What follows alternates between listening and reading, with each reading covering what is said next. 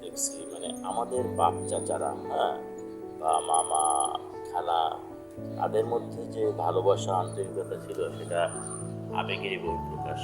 হ্যাঁ, কেন আবেগ, যে ভালোবাসা থেকে আবেগ আসে, হ্যাঁ, আবেগ থেকে আন্তরিকতা এগুলো হয়। নাহলে কোনো ভাই যদি বিপদে পড়তো, বোন কান্নাকাটি করে শেষ।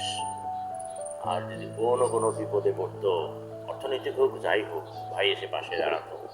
এটা আগে ছিল, এখন এটা খুব কমই দেখা যায়।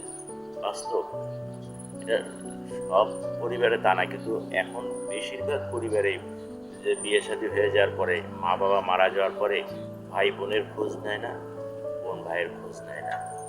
এটা বাস্তব। তুমি ইচ্ছা করলে খোঁজ নিয়ে দেখতে পারো আমার এই কথাটা, বা তুমি একটু যাচাই বাছাই করে কোথাও তোমার প্রতিবেশী, আত্মীয় স্বজন, বন্ধু বান্ধব, পরিবারের তাদের মা বাবা, খালা